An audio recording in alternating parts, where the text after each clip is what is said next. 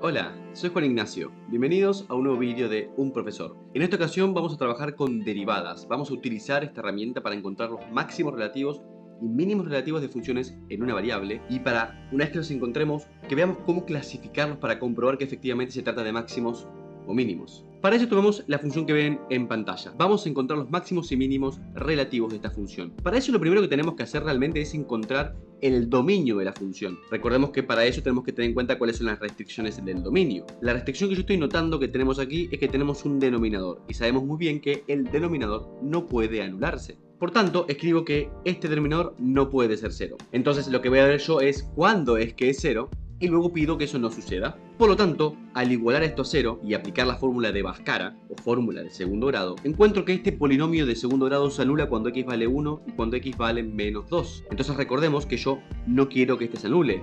Por lo tanto, diremos que el dominio de esta función son todos los reales excepto el menos 2 y el 1. Ahora que tengo claro el dominio, vamos a buscar los máximos y mínimos relativos. Para eso primero tenemos que encontrar lo que llaman puntos críticos, que son aquellos puntos donde se anula la primera derivada. Así que calculemos la primera derivada. Para calcular la derivada de esta función podemos pensar esto como un cociente, por tanto aplico la regla de un cociente. Tengo que la derivada es la derivada del de arriba por el de abajo sin derivar, pero fíjense que la derivada del de arriba es 0, así que simplemente pongo 0, menos el de arriba sin derivar, que es 9, por el de abajo derivado. El de abajo derivado es 2x más 1. Una vez hacemos esto tenemos que dividir entre el de abajo sin derivar elevado al cuadrado. Si simplificamos un poco, nos queda que esta de aquí es la derivada de nuestra función. Ahora vamos a coger esta expresión y la vamos a igualar a 0 para encontrar los puntos críticos. Aquí pueden ver cómo lo he igualado a 0. Fíjense que para que un cociente sea igual a 0, lo que tiene que suceder es que se anule el numerador. Por lo tanto, me va a quedar que menos 18x menos 9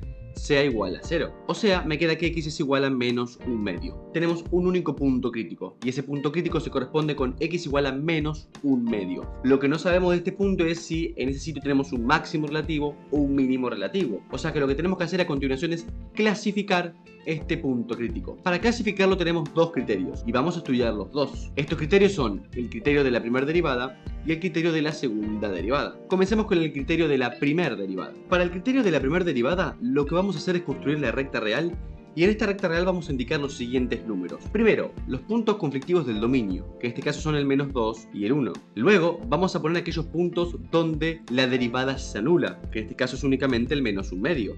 Y finalmente tendremos que agregar aquellos puntos donde la función no es derivable, es decir, donde la derivada no está definida. Si observamos la derivada, vemos que la derivada no está definida en aquellos puntos donde se anula el denominador. ¿Y dónde se anula el denominador? Pues en los mismos sitios donde se anula el denominador de la función en cuestión, el menos 2 y el 1. O sea que no vamos a agregar de vuelta menos 2 y 1 pues porque ya están contemplados. Si hubiese algún otro valor para el cual la derivada no está definida, es decir, donde la función no es derivable, tendría que indicar también ese punto en la recta real. Seguramente veamos algún ejemplo de esto más adelante aquí en Un Profesor. Por ahora, sigamos con este ejercicio. Una vez que hacemos esto, nos quedan definidos varios intervalos. Este intervalo de aquí sería de menos infinito hasta menos 2, este de aquí de menos 2 hasta menos un medio, este de menos un medio a 1 y este de aquí de 1 a más infinito. Dentro de cada uno de estos intervalos tenemos que coger algún candidato, un número cualquiera dentro de esos intervalos. Por ejemplo, de este intervalo el menos 3, de este el menos 1, de este el 0 y de este el 2. Lo que nos interesa, utilizando el criterio de la primera derivada, es ver qué signo toma la derivada en cada uno de estos intervalos. Y para averiguar qué signo toma la derivada en estos intervalos, vamos a utilizar estos candidatos.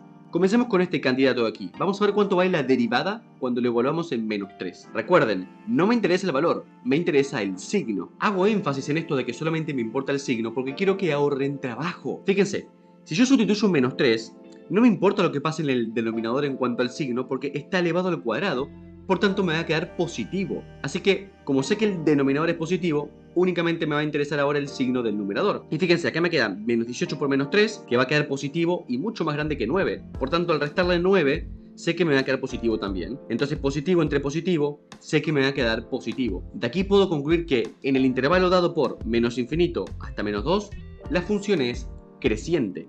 Y eso lo voy a indicar con una flechita de esta forma. Ahora vamos a hacer lo mismo, pero para el siguiente intervalo. Por tanto, mi próximo candidato será el menos 1. Nuevamente, al sustituir el menos 1, yo sé que en el denominador, por estar al cuadrado, esto me va a quedar positivo. En el numerador me queda 18 menos 9, que me da 9, es decir, también positivo. O sea que nuevamente, en este intervalo, la función es creciente. Cuando paso a mi próximo candidato, que es el 0, me doy cuenta de que de vuelta el denominador es positivo, pero en el numerador me queda menos 9, que es negativo. Por tanto, me queda algo negativo dividido algo positivo. En este intervalo la función va a ser decreciente. Y nos queda el último candidato, el 2. Si se fijan aquí, obviamente el denominador va a ser positivo y el numerador también nos va a quedar negativo, tal y como pasó antes. Entonces nos queda negativo entre positivo, pues en este caso queda negativo, por tanto la función es decreciente en este intervalo. Fíjense entonces que ahora lo que me toca a mí es clasificar mi extremo relativo, que es en menos un medio. Fíjense que estamos viendo que la función antes de menos un medio era creciente y luego pasó a ser decreciente. Entonces, si crecía y luego decrecía, vemos que en x igual a menos un medio tenemos un máximo relativo. Además, la ventaja de aplicar el criterio de la primera derivada es que también puedo tener información sobre la monotonía o crecimiento y decrecimiento de esta función. Podemos ver que crece en estos intervalos y que decrece en estos intervalos. Así que no solamente estoy clasificando extremos relativos, sino que también estoy encontrando los intervalos de crecimiento y los intervalos de decrecimiento. Les dije que podíamos clasificar este extremo relativo utilizando también un segundo criterio, que es el criterio de la segunda derivada. Pero eso no lo vamos a hacer en este vídeo. Vamos a ver otro ejemplo más adelante. Les dije que lo haríamos para que se queden hasta el final, porque tenía ganas de que aprendan todo lo que teníamos para ofrecerles en este vídeo. Pero tranquilos, tranquilas, que ya lo veremos en otra oportunidad. Nos vemos en el próximo vídeo.